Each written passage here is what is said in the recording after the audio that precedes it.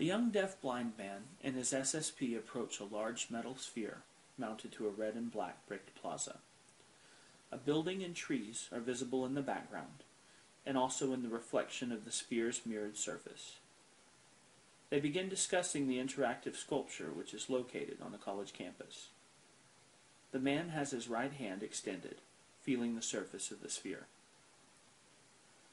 As a third man wanders up to the sculpture, the SSP says to the first man, "There's a plunger. When you press it, it rings a bell." He then rings the bell, and asks him if he is surprised by its reverberation. They continue to discuss the installation using tactile communication. The specifics of their conversation is unclear. Two ladies approach the sphere. One lightly slaps it with the palm of her hand as she walks around it. The plunger, located about waist high for an adult, is being pressed repeatedly, continually ringing the bell. The SSP describes the sound of the bell, while the young man feels for the vibrations. After ringing the bell several times, he reaches up, trying to determine where the top of the sphere is. He asks if it's possible to climb on top of the sculpture. The SSP replies that it's over 6 foot tall. He wonders how tall the SSP is, and receives the answer of 6 foot 3 inches. He then asks what it is made of, and the SSP replies with metal or possibly another alloy. There is an identical plunger on the opposite side. He then goes on to explain that the sculpture is reflective and that he can see himself in it. As the man presses the plunger again, a lady's laugh is heard. They continue talking about the installation. The SSP asks the man what he thinks of the sculpture, but his response cannot be seen.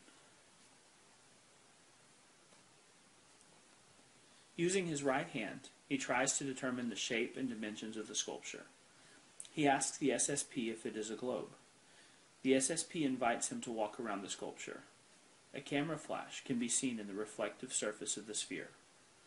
With his right hand patting the surface of the globe, he follows the SSP slowly around to the opposite side, where a second plunger is found.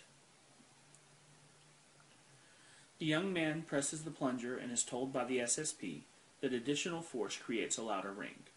He peers closely at this reflection before tapping the sphere with his hand. Other people who are also examining the sculpture are visible in the background. The young man continues to tap the sphere and peer closely into its reflective surface. The men continue to talk. Their conversation at this point is unclear. The SSP then begins to describe the shape and size of the plunger.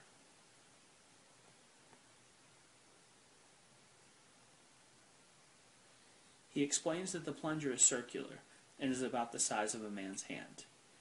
It is connected to a thin metal rod running into the middle of the sphere. The man uses his foot to feel for the base of the sculpture.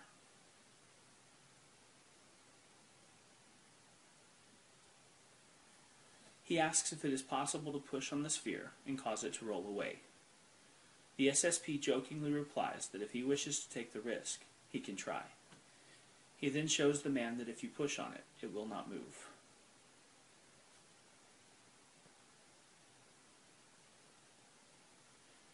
Do you want to try to push it? Look, I'm pushing it. I can't do it. It's mounted to something. It's attached. Well, I wonder if I could sit on the top. Would you like me to lift you up there? I could lift you up if you want.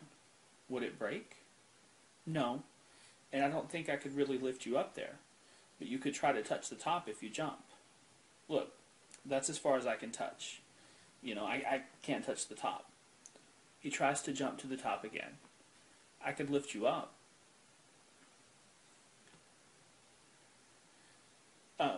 But what if I fall? Well, that's true. It's too tall.